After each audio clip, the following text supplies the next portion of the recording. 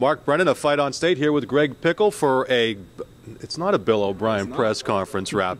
It's the Dave Joyner press conference wrap, and obviously news earlier this week, Bill O'Brien going to the Houston Texans became official today as we tape this. It's Thursday. Dave Joyner today had a press conference to talk about moving forward, and the thing that jumped out to me, Greg, right off the bat, he said he wants this over quickly, maybe even a matter of days. Yeah, absolutely. That was the takeaway from this. There's not going to waste a lot of time on this. They want this done. He coined it just like you said. They want it done in days and be described as done in days, not weeks. And I think that's really the key here. The question now is, how quickly can you get people up here or get to them to be interviewed? You know, I think it's important to remember they did a lot of interviews in the last search over the internet, over video, and I think we'll see them do that again. So yeah, that's definitely the takeaway here. You know, very upbeat, I thought, from Dave Joyner. I thought he said everything he needed to say the way he should have said it. But that's definitely the takeaway, that this isn't going to take a long time. Yeah, the one interesting thing to me, though, is, listen, we don't know who's going to be involved. You could talk about whatever names you want out there,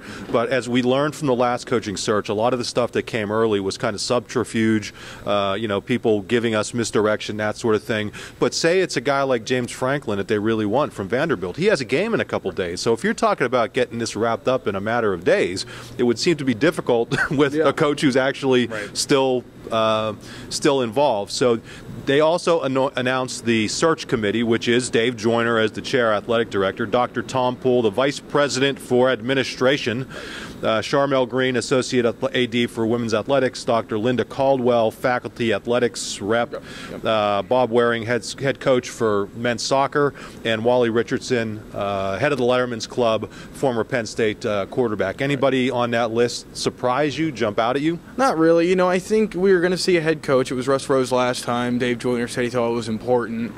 This time it's Bob Warming. Some will probably point out the fact he hasn't been here that long, 2010, but the guy's coached for 30-plus years in college athletics. I think he's a good addition. No, not really. I mean, Wally Richardson, it seems like a logical idea. Charmel Green almost has to be on it. Tom Poole is sort of your administrative pick. It's very simple. I think that's the important thing. It's a simple group. There's not a lot of people. There's not a lot of fanfare. If you're going to do it quick, this is the way you do it. I mean, this is really the only way you can do it to make sure you have a small enough group with the right people on it. I think they did that. Yeah, the thing I like about Wally Richardson, he represents former players. In a way, he's representing the Letterman's Club. Obviously, I don't think the Letterman's Club is going to have a vote per se, but I think he could get feedback from a lot of the Lettermen. Yeah.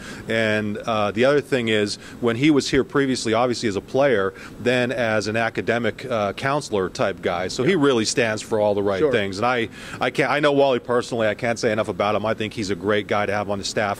One thing I wish they would have done, and maybe this is just me, and maybe people will say, you know what, that would be insane. I wish they would have included one player. Yeah.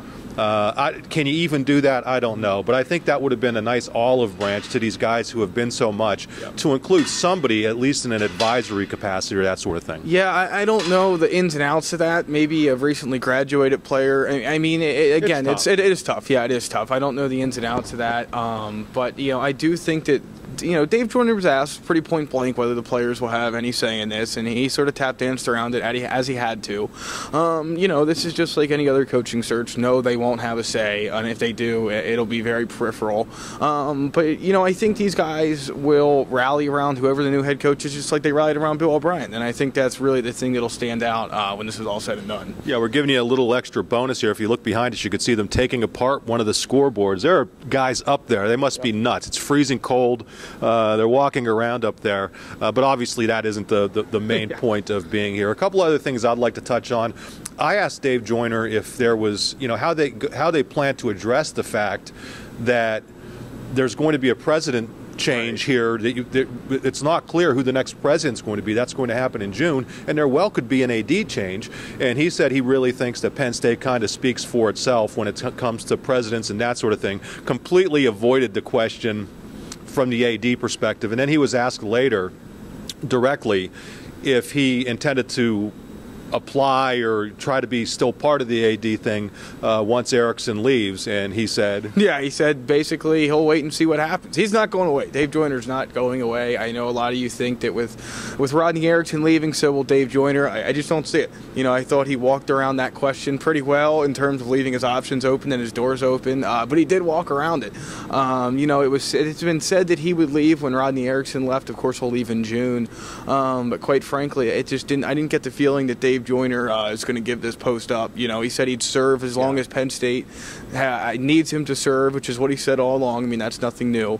But I think we could see Dave Joyner around for a while. Well, we'll see. That'll drive people crazy. I think if it were up to him, he would be here forever. But I think when a new president comes in, assesses everything here, I think that may be what ultimately makes the difference. Of course, they have to find a president first. Well, and that's the thing that may have played into this whole thing. The other thing that I like that Penn State did, put out a release, and then Dave Joyner kind of followed up on it, wishing Bill O'Brien well. I don't really know what else you do, but let's get into some of the nuts and bolts of that discussion. Dave Joyner said he thought that they made him an attractive offer. I'm maybe paraphrasing that not quite the right way, but that ultimately he thought that the Texans made him an offer that was just too good to refuse. Yeah, he kept saying that, and then later he sort of circled it back and said he didn't know the details of what Houston was offering, and of course he couldn't. But he said he could only imagine. Right. So, I mean, I definitely think in the end, I do believe Penn State tried to give Bill O'Brien everything they could to keep him here, and I also believe the other side of that, which is that Houston offered him something that he just couldn't pass up, and at the end of the day, I think that's what we really heard today from Bill O'Brien, from Dave Joyner, and imagine if Bill O'Brien ever speaks, we'll hear the same thing from him if he addresses it when he gets to Houston. But yeah, I mean, Dave Joyner, again, like you said, the release, his comments, all very, appreciative of what Bill O'Brien did here in 2 years. There's no doubt about that. Yeah, and I think, a lot of that. You can't tell me that this thing was all smooth. I mean, Sure. there must have been some contention over something, but we're not going to get that out of these sorts of press conferences. In terms of assistant coaches who may stay, who may go, Larry Johnson, obviously, they made it official today, has been named was it yesterday or today, whenever, named him interim coach as this coaching search goes on. Other than that, he said he had not heard, Dave Joyner said he had not heard from Hickson.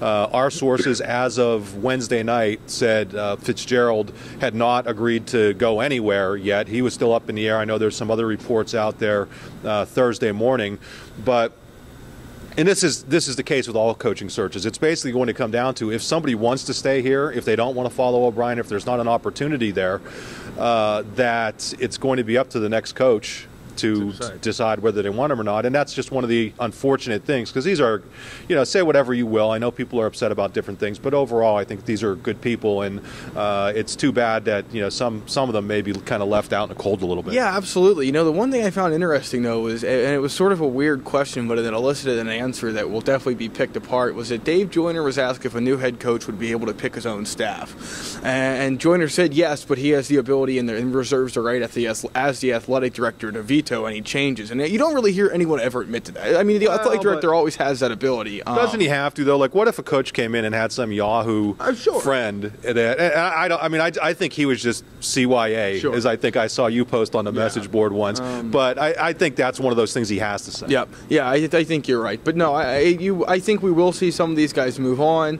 Some will ultimately stay here. It's just a matter of when. This will take a couple days. We know for certain that Larry Johnson's going to do everything he can, I'm sure, to stay here. Dave Joyner was asked whether or not Larry Johnson will be considered for the head coach. I don't know about you, but the way he said it to me, he has not put his name in that ring yet, which doesn't mean he won't.